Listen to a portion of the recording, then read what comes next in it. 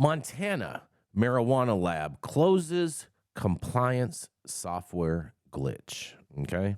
Owners of a marijuana testing lab in Montana say they were shut down out of concern that the state regulators are more focused on tax revenue and less on a compliance software glitch that could lead to untested cannabis. Ron and Christine Brost of Stillwater Labs in Olney said large batches of cannabis aren't being tested because of an issue with Metric, the state's cannabis compliance tracking software, according to the Daily Montanan. Kristen Barbour, division administrator of the state's cannabis control division, told the newspaper that the agency is focused on public health and that taxes are administrated by the business and income taxes division. As for metric and lab testing standards, Barbour acknowledged that the software could allow for larger batches to be approved without being properly tested. Barbour said the division is hiring more staff to investigate issues with retail operators and working with Metric to solve the glitch. And in a quote, harvest test lots identified in the report were tested. Lot quantities exceeded the 5-pound lot requirement, and greater than 5 pounds of flower sourced from these test lots was sold at licensed dispensaries. Are being considered for further investigation and possible enforcement action, Barbour told the Daily Montanan. Montana launched adult use cannabis back in 2022, and retailers in the state sold more than $303 million in medical and adult use cannabis products to consumers. Man, oh man, oh man. That 5 pounds is a pretty small batch size, I feel like. Yeah.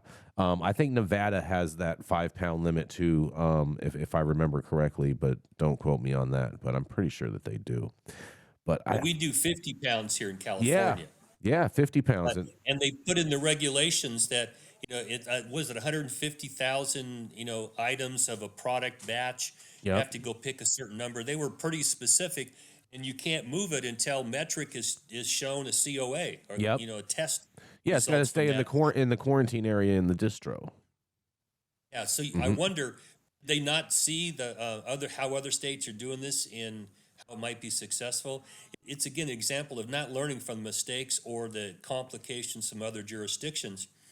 And just think, we'll just go do this. No, you won't. I mean, there's people who have done this and made mistakes about it. Learn from those mistakes or figure out what works well. And Metric is a mess. I don't know about you, Jason, but Metric is just Metric is a clusterfuck. Clusterfuck out here in California. It's terrible. It's Metric everywhere is a clusterfuck just in general.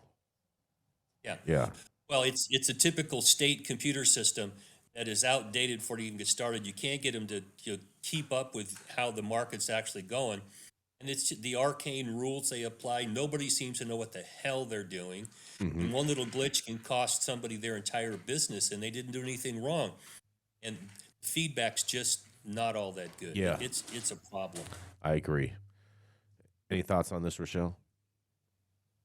Yeah, it seems like the whole the theme of this episode has been the common threads of cannabis, right? Yes. Metrics messed up, it never ends, and I don't understand why so many states continue to adopt this system, probably because they don't feel like they have any other choice, right? They're like, all these other states say you're good. Sure, come on in.